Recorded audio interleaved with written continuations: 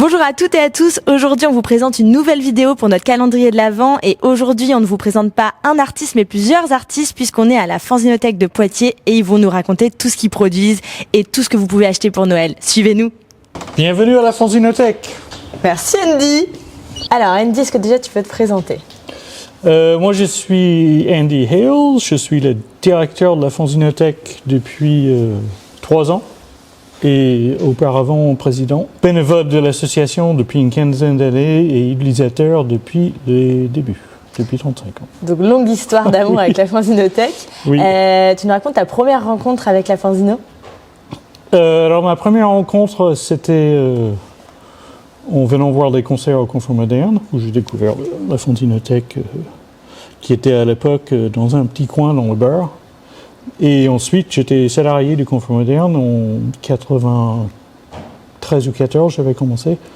Et c'est là où j'ai vraiment pu rencontrer des gens de la Fanzinothèque et découvrir la collection plus en détail. Et la Fanzino, elle a grandi. Maintenant, il y a un fonds énorme où on dit qu'elle est l'une des plus grandes d'Europe. Voilà, donc on est passé de 200 fanzines à 60 000 en 35 ans. Donc quasiment que des dons qu'on reçoit en ce moment à un rythme d'environ 3 000 par an. Ok. Et comment ça fonctionne si on veut envoyer un fanzine? On en a chez nous, on en trouve dans le garage de nos grands-parents. On vous les envoie, on vous les apporte et vous les triez. Comment ça se passe? On les reçoit et puis ils sont catalogués. Pas tout de suite parce qu'on a beaucoup de retard, on reçoit tellement de choses. Mais on prend tout ce qui est fanzine. On ne prend pas des magazines, je souligne, parce que des fois les gens ils vont nous donner des cartons d'anciens numéros de Rock et Folk ou d'autres choses qui sont plus des magazines. Et là, on n'a pas vocation de garder des choses qui ne sont pas des fanzines, en fait. Donc, c'est vraiment des productions amateurs qui ne sont pas distribuées dans les librairies, qui n'ont pas de numéro ISBN. En fait. Oui, c'est ça, parce que la définition de fanzine, c'est quelque chose d'artisanal. Voilà, pour nous, au sens très large, c'est tout ce qui est fait par des amateurs et qui donc n'est pas édité par des éditeurs officiels et qui n'est pas distribué en librairie. Donc c'est assez large comme définition. La base de la collection, c'est des fanzines punk des années 80, mais ça s'est élargi à toutes sortes de documents, sur toutes sortes de sujets, toutes sortes de supports différents, des formes différentes. Ce qui est cool avec le fanzine, c'est qu'on peut traiter de sujets qu'on n'a pas l'habitude de traiter dans la presse traditionnelle aussi. Oui, on peut traiter tous les sujets, et puis c'est vraiment une zone d'expression libre. Et donc les gens qui, soit ils n'ont pas envie de se faire éditer par un vrai éditeur, soit ils n'arrivent pas, donc ils prennent l'initiative de créer quelque chose et de distribuer eux-mêmes en fait. C'est quoi la dernière production que tu as trouvée la plus originale dans la forme? Alors on a des choses qui sont minuscules, on a toutes sortes de formes différentes. Là, dernièrement, on nous a donné, c'est l'artiste qui nous a donné ça. Je peux vous montrer tout à l'heure, ce sont des poèmes qui sont en forme de cigarette. Donc, c'est une boîte de cigarettes avec des poésies qui sont roulées à l'intérieur on dirait des cigarettes. En fait. Ok, et tu peux dérouler? On peut dérouler et lire les poèmes. Okay. Donc, ça, c'est quelqu'un qu'on a croisé à Angoulême et qui nous avait donné son fanzine. Est-ce que c'est un fanzine? Je ne sais pas. Mais c'est un livre de poésie dans une forme complètement différente. C'est ça. Oui, il y a vraiment la forme originale qui fait aussi le charme des fanzines. Oui. Qu'est-ce que vous proposez à l'année à la Fanzinothèque? Quelles sont un peu les missions de la Fanzino? Alors, la première mission, c'est de conserver et valoriser la collection. Donc, on fonctionne comme une bibliothèque et c'est en accès libre à tout le monde qui veut venir consulter. Et c'est aussi possible pour les adhérents d'emprunter des documents. Donc, c'est vraiment comme une bibliothèque. Donc, ça, c'est notre première mission depuis le début. Et depuis le début, ça s'est élargi. Donc, on essaie aussi d'être un lieu de création, accueillir des artistes. Et pour cela, on a une espace d'exposition. Donc, on fait entre 4 et 5 expos par an. Et on a aussi un atelier de sérigraphie où on va faire des projets avec des artistes. Donc, ça peut être des artistes qu'on va inviter pour des expos ou pour d'autres formes de coproduction, de sérigraphie ou de création de fanzines. Ou ça peut être aussi des commandes qui sont faites à l'atelier. Donc, les adhérents peuvent commander des travaux à l'atelier. Et là, on va travailler beaucoup avec des artistes, mais aussi beaucoup d'associations sur Poitiers et ailleurs qui ont besoin de supports imprimés. Et donc, il y a aussi la médiation avec c'est surtout via l'atelier d'impression, donc des ateliers de création de fanzines, d'initiation à la sérigraphie ou d'autres projets. Et là, on va travailler avec des écoles et aussi avec des publics adultes, des publics empêchés. On travaille avec le SPIP à la prison à côté. On travaille avec des plus petits groupes des universitaires aussi. On fait des projets avec l'Espace Mendes France. Et on fait aussi un peu de médiation autour de la collection aussi. Là, c'est vraiment présenter la collection à différents publics. On est toujours là pour faire visiter qui veut venir. Donc, on essaie de faire découvrir au plus grand nombre. Et évidemment aussi, on lieu avec les événements qui ont lieu au Confort Moderne. On essaie de croiser des publics avec l'OH et Jazz à Poitiers pour Tinge Libre, ça s'appelle maintenant, pour que d'autres personnes découvrent la fanzinothèque. Oui, parce que chaque soir de concert, la fanzino est ouverte. Alors malheureusement non, parce que pour les problèmes de ressources humaines, on n'est pas ouvert tous les soirs de concert, donc on essaie de cibler un peu les événements comme le week-end dernier, où il y avait les derniers festivals buy-in de Jazz à Poitiers, où il y avait du monde sur le site, donc là on essaie d'être ouvert. Donc pour tout ce qui est événements un peu plus importants, on est ouvert. Et puis pour les plus grands événements sur le site, ce sont des choses qu'on va faire ensemble avec les deux autres associations. Tu parlais de ressources humaines tout à l'heure. La Fanzino traverse une période un peu compliquée où justement vous avez dû réduire un peu le temps de travail. Est-ce que tu peux nous en parler ? Alors on est 5 salariés et il n'y a plus aucun salarié à plein temps depuis le mois d'avril. Parce que justement il a fallu réduire un peu la masse salariale parce qu'on a des problèmes de financement.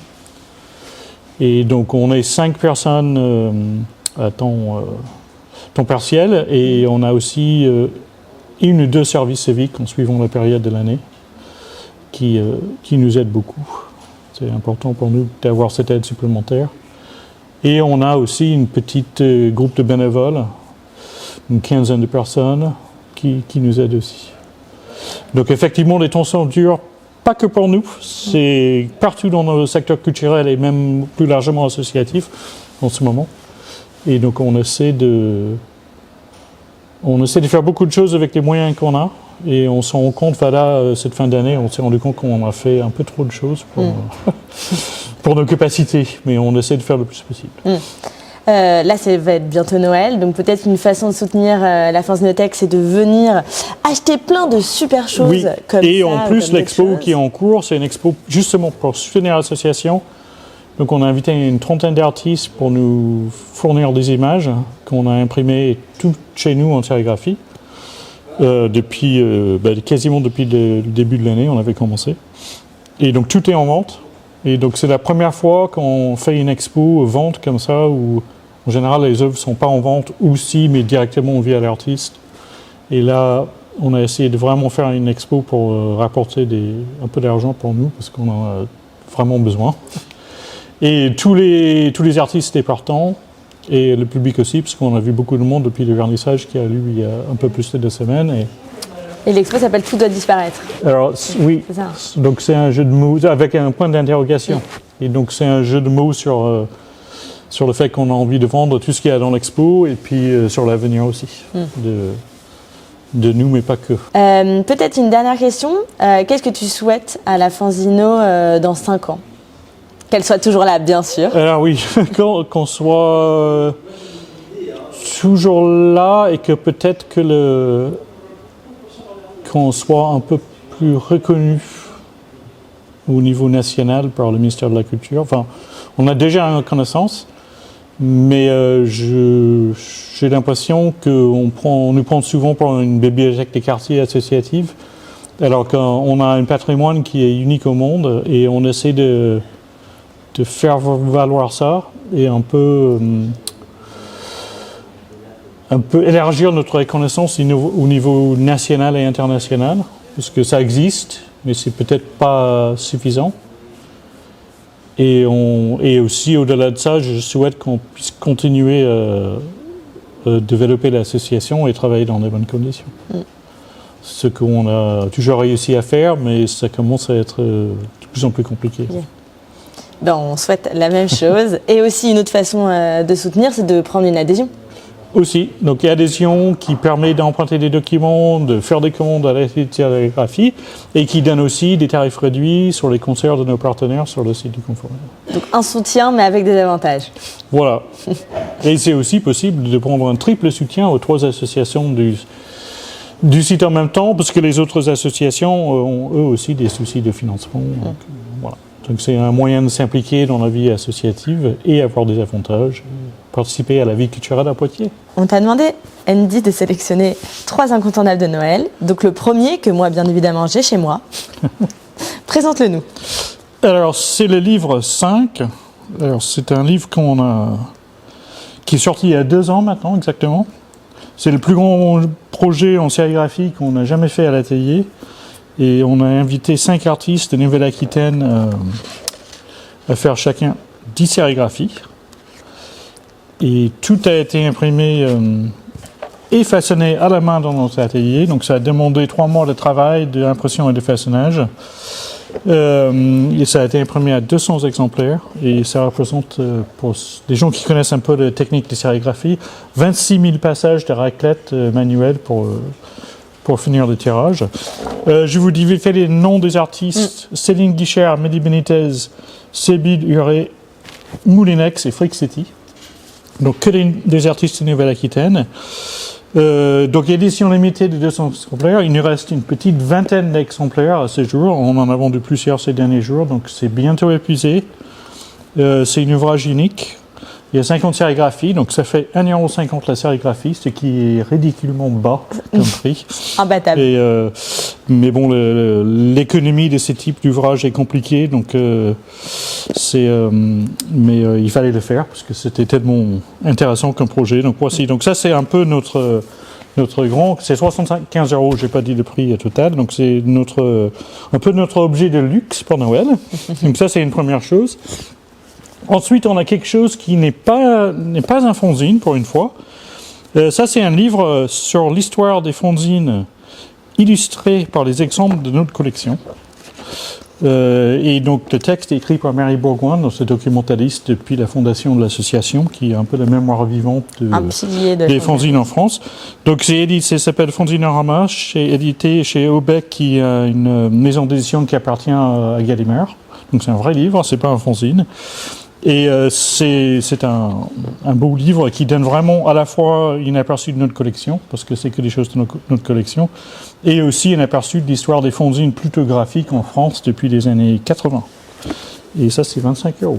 Puis le dernier objet de Noël, chaque année, on aime bien faire un petit objet pour vendre en fin d'année, donc c'est souvent des calendriers, etc. Donc là, cette année, on a décidé de faire un petit agenda tout simple, avec toutes les semaines de l'année. Écrit à la main. C'est fait à la main, c'est relié chez nous, et c'est fait avec des macules de sérigraphie. Les macules sont tous les tirages qui sont ratés pour X raisons, qui se retrouvent être repassés en sérigraphie plusieurs fois, qu'on est en train de peaufiner les tirages. Et donc on se retrouve avec toutes sortes de chutes de papier tricoloré qu'on essaie de réemployer pour faire des carnets, et dans ce cas-là, on a au prix de 10 €. Donc je disais, là on est dans la partie exposition, là on voit qu'un mur mais il y en a plusieurs, et là autour de nous on voit quelques œuvres, et c'est ici que vous faites toutes vos expositions. Voilà, c'est notre espace d'expo qui n'est pas très grand mais qui est assez modulable et qui nous permet tout à fait de pouvoir faire des expos qui sont dans nos moyens, on va dire. Et donc entre 4 et 5 expos par an, et cette expo qui est donc que des sérigraphies en vente pour soutenir l'association. Et c'est que des gens avec qui on a déjà bossé en général. Donc là, par exemple, il y a Gond Créole qui avait exposé chez nous l'année dernière, qui sont un collectif d'artistes basé à Nantes. Et ici, on a une personnage historique qui a fondé Paquito Bonino, qui a fondé les derniers cris à Marseille, et qui est un peu le père de tout ce qui est sérigraphie, graphzine, trash en France. Donc c'est un personnage très important. Complètement. Et qui vous a donné du coup une œuvre. Et qui nous a donc offert l'image qu'on a sérigraphiée ici sur place. Génial. Ah oui, et c'est pas lui qui est venu? Non. Comme on a sollicité des gens d'un peu loin, la plupart des gens n'ont pas pu venir, ni pour le vernissage, ni pour l'impression de leurs œuvres. Okay. Ils ont fait don de leurs œuvres, en fait, finalement. Oui, et ils reçoivent en contrepartie quand même 10 tirages pour eux. Ok. Et 40, il y a 40, c'était que des éditions de 50. Donc nous, on garde 40 pour vendre et puis les artistes, ils récupèrent 10. Et il y a aussi donc, une ancienne service civique, Sibylus, qui est quelqu'un qu'on voit, on voit son travail souvent sur Poitiers et qui fait beaucoup de sérigraphie. Et ça, c'est Le Kamasso Trip, on adore. une image plus colorée. Il y a un salarié ici, Grégoire Martin. Et puis il y a L'Aile de Mars, qui est un artiste qui habite en Bretagne et qui fait beaucoup tout un travail autour de la théorie de la bande dessinée. Des livres qu'il a édités, notamment avec les éditions Adverses, qui sont basées à Châtellerault, et qui était venu pour notre festival. Il avait fait une expo dans le bar pour notre festival il y a 3 ans maintenant. Donc, il y a un festival que vous avez fait sur 2 éditions. 3 éditions. 3 éditions. Il y a eu l'Université d'été du fanzine d'abord, et après ça s'est transformé. Voilà. Est-ce que tu peux nous parler de ce festival? Alors, le festival a commencé en 2020. Non, 2021. 21, 22 et 23, on a fait des éditions. Et on n'a pas pu le faire en 2024 par faute de moyens. Et donc, l'idée, c'était de créer un événement un peu phare pour notre structure. Et ça se fait beaucoup dans le monde des fanzines, ce genre de festival ou le salon où on va rencontrer d'autres créateurs, on va échanger des fanzines, on va avoir des rencontres, des tables rondes, des concerts, toutes sortes d'événements. Donc on a voulu avoir la même chose ici, surtout que le lieu il s'y prête très bien. Enfin, c'est incroyable ce lieu pour des rassemblements de ce type. Et donc on a réussi à le faire pendant 3 ans. Mais là, comme les moyens commencent à manquer, le futur de ce festival est un peu en suspens. Incertain. Donc on a bien l'intention de le refaire en 2025, mais c'est pas du tout certain. Donc ça, c'est un questionnement. Sérigraphe depuis des années pour la Fanzinothèque, nous allons à la rencontre d'Anne Hubert dans son labo de sérigraphie, en train de confectionner les agendas 2025 à vendre et offrir pour Noël. Anne, tu travailles ici depuis quand? Ça fait un peu plus de 10 ans maintenant que je fais de la sérigraphie dans cet atelier. Et là, on est dans ton antre un peu. Exactement. Où il y a à la fois donc, l'endroit où tu fais de la sérigraphie. Bon, Ouais. là, c'est un petit format. Hein. Tu peux faire toi sur le grand format, aussi plus grand format en tout cas. Ouais, 40-60. Jusqu'à 40-60. Et après, qu'est-ce qu'on peut faire d'autre ici? On peut faire de la riso, on peut faire des badges, on peut accueillir des élèves de tout type pour faire des initiations, de la découverte, que ça aille de la maternelle à la prison, à la... Au lycée, au lycée, à voilà. l'université. Parce que c'est quand même une technique qui permet de créer de manière collective des trucs assez chouettes. Après, on crée des fanzines avec des artistes. On crée des affiches pour des artistes. Oui, parce qu'il y a pas mal de résidences d'artistes où les artistes viennent ici travailler. Ça peut. Mais pas que, on peut envoyer pas son que vos image. Artistes, parce qu'il y a Non. aussi les artistes du lieu, quoi. Du Il y a les pouvoir, artistes du lieu, il y a des artistes qui nous connaissent aussi parce qu'on est là depuis longtemps et qui viennent nous faire des commandes, en fait, tout simplement. Ils nous envoient leur image et puis nous, on les réalise sur papier. Comme Guillaume Chiron, par exemple. Comme Guillaume Chiron, par exemple. On pourra regarder des petites images tout à l'heure. Est-ce que tu peux nous raconter ce que tu es en train de faire? Alors, je fais de la sérigraphie. C'est une technique d'impression qui est utilisée partout autour de nous de manière industrielle. Ça va servir à imprimer des tote bags, des t-shirts, des éco-cups, par exemple. Enfin, voilà. C'est une technique qui permet d'imprimer sur plein de supports et plein de matières différentes. Et nous ici, on va le faire de manière artisanale et principalement pour des artistes sur du papier. Ça, c'est plus notre spécialité. Parce que les artistes aiment bien cette technique parce qu'elle permet d'imprimer des brillances, d'avoir des brillances, d'imprimer des paillettes comme là je suis en train de faire, d'imprimer des fluos, chose qu'on n'aura pas avec des imprimantes classiques. Et puis sur tout type de format, tout type de papier. Donc ça laisse une grande variété de rendus en fait en utilisant le même principe à chaque fois, c'est-à-dire de créer un pochoir sur du tissu. Parce que ça, cette chose-là, c'est du tissu. Donc les petits trous vont nous servir à faire passer l'encre, mais il faut un procédé photosensible pour pouvoir mettre notre image sur le tissu. Voilà. C'est si bien expliqué. Et quand tu dis artisanalement, c'est que tu le fais à la main. Il n'y a pas de machine chez nous, ouais. Il n'y a que des bras.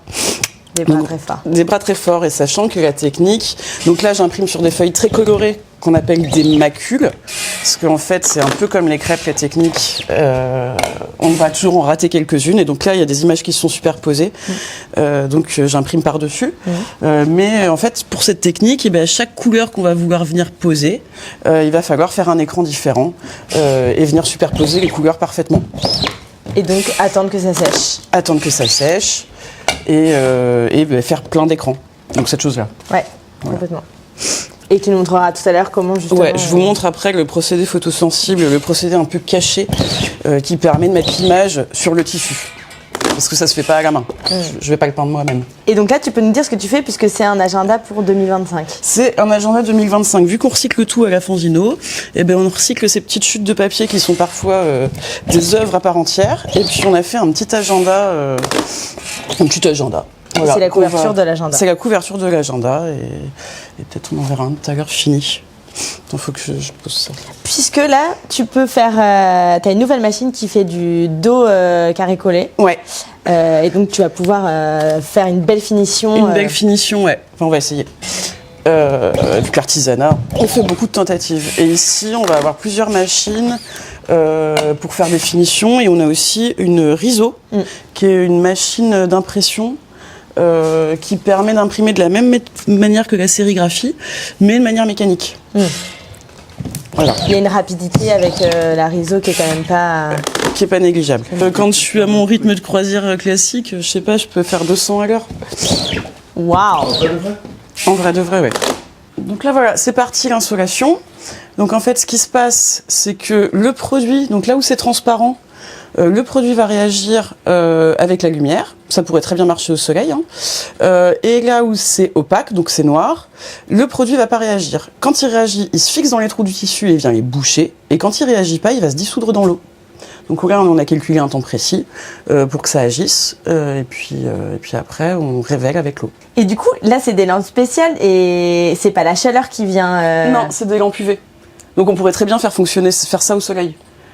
Mais on habite à Poitiers et voilà, y a pas c'est de soleil. beaucoup trop instable. Mais des fois, on le tente en été, évidemment. Et ça marche bien? Et ça marche. Ben là, par exemple, il nous faut 2 minutes 30 et au soleil, il nous faut 30 secondes. Donc là, on va le faire. On va faire apparaître notre image avec l'eau. Hop.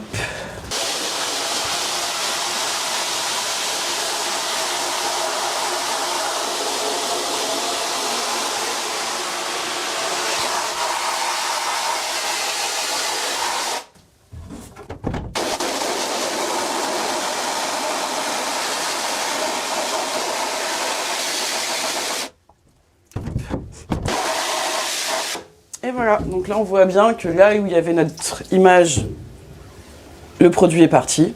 Et puis là où c'était transparent, le produit est resté. Et là, c'est donc pour vendredi, puisque vendredi, c'est le marché de Noël du confort moderne avec toutes les associations. Exactement. Et donc là, on va faire des petits tote bags en direct. Avec le nouveau logo de Nage Libre. Exactement. Autre personne incontournable à rencontrer, Grégoire Martin, documentaliste, qui va nous donner un peu plus d'informations sur la définition d'un fanzine et d'une micro-édition.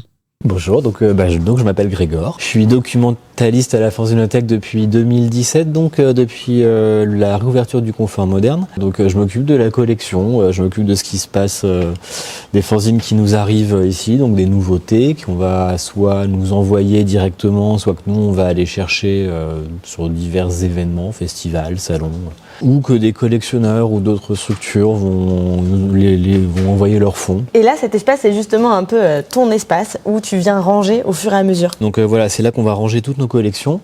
Donc on va essayer de classer un petit peu ça, mais c'est un peu compliqué pour déjà classer du fanzine en tant que tel, et notamment pour une collection qui a, je sais même pas, plus de 40 ans d'âge en fait, parce que les plus vieux fanzines remontent dans notre collection à la fin des années 60, je pense, de mémoire.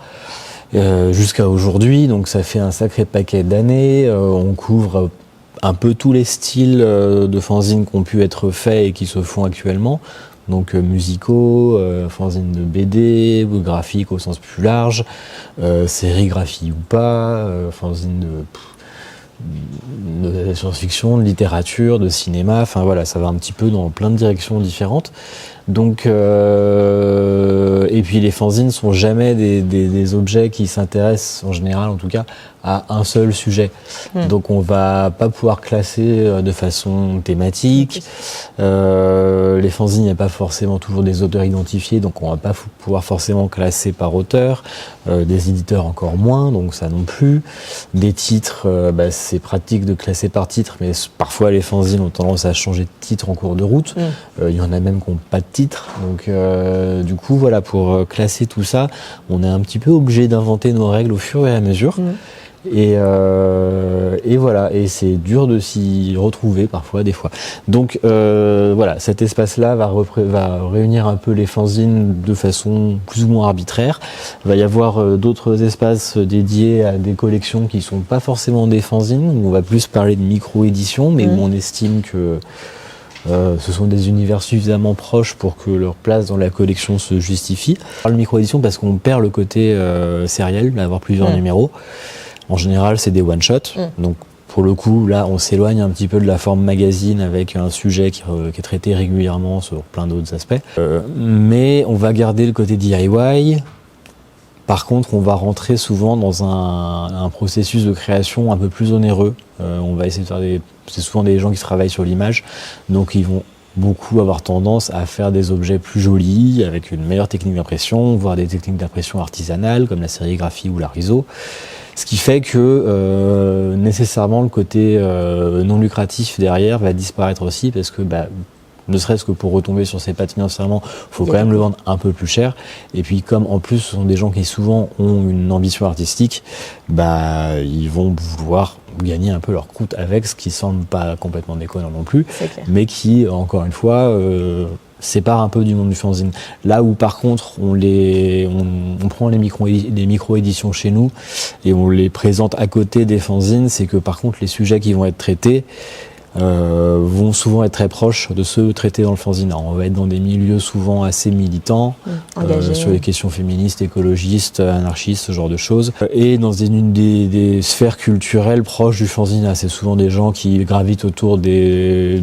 je sais pas si on peut parler de scène punk aujourd'hui, mais bon, de ce qui découle de la scène punk, enfin les musiques populaires en général, la techno, le rap, le punk, le rock. Voilà. Donc de cette proximité culturelle aussi, on va dire que quand même entre micro-édition et fanzine, il y a une porosité.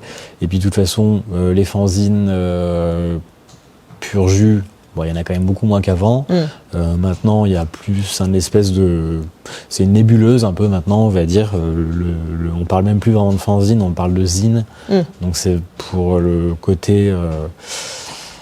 C'est pour éliminer un petit peu le côté magazine dans l'approche du truc et garder, quand on parle de zine, on parle vraiment plus de ce truc très intime, objet très personnel, mais fait pour toucher des gens à qui ça va ressembler. Donc dans quand même l'idée de créer une sorte de réseau, mais de façon plus étendue, quoi.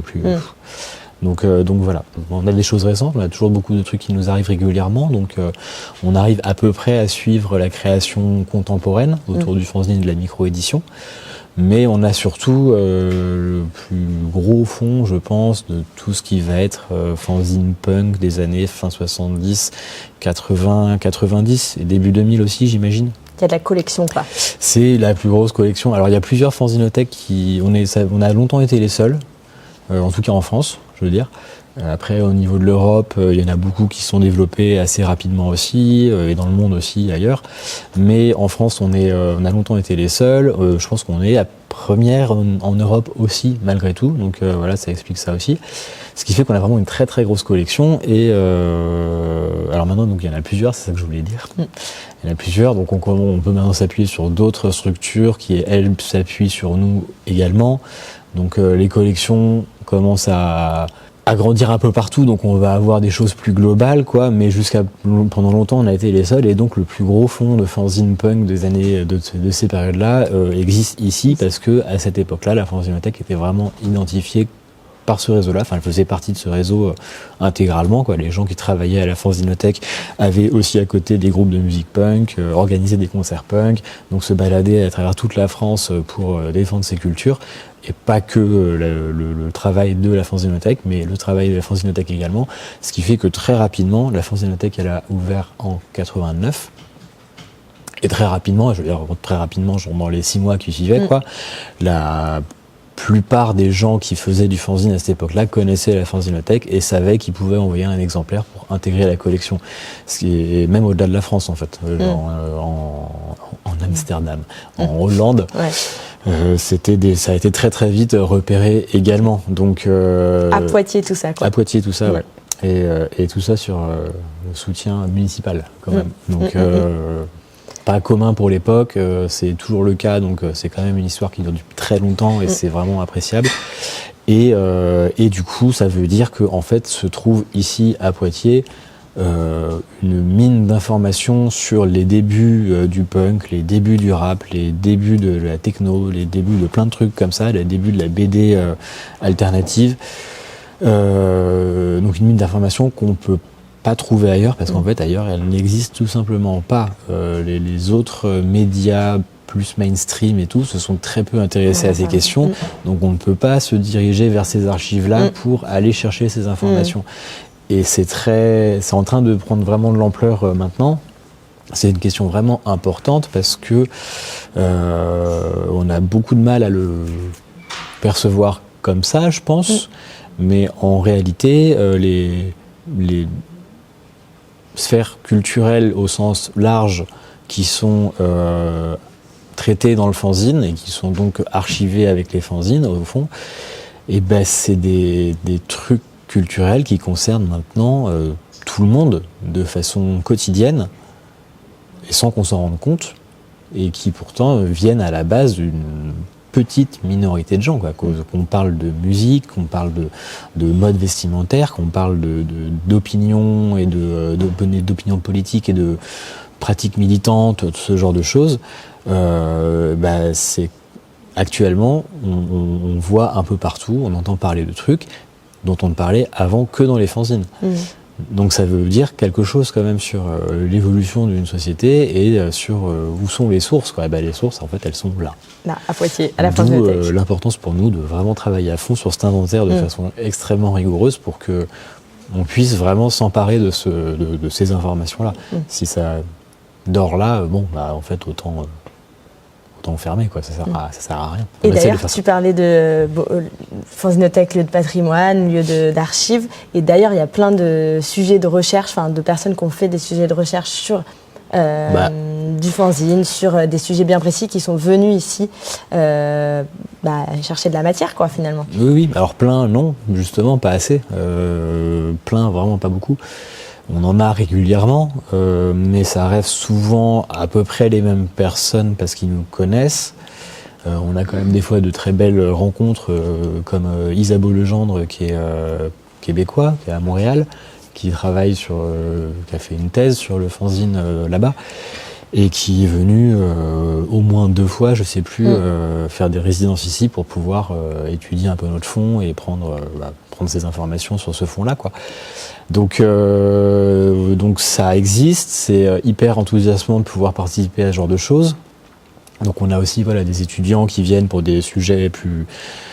Alors il était étudiant mais en thèse quand même, donc c'est un gros morceau. Donc on a aussi des gens plus en master ou en licence, donc des projets plus petits, mais quand même c'est intéressant.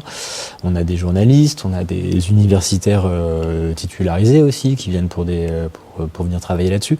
Donc tout ça c'est bien, mais ça fait partie un petit peu de l'enjeu en parallèle de l'inventaire et tout, c'est d'aller se rendre vraiment plus visible du monde universitaire, de vraiment aller les démarcher pour proposer, pas forcément proposer des sujets. Je pense que personnellement je serais assez mal à l'aise pour faire quelque chose comme ça me paraît un petit peu directif, mais présenter les collections, présenter les caractéristiques de ces collections, les sujets qui vont être abordés dans ces collections, pour motiver déjà un maximum d'étudiants et d'étudiantes à venir chez nous pour leur travailler sur leurs études.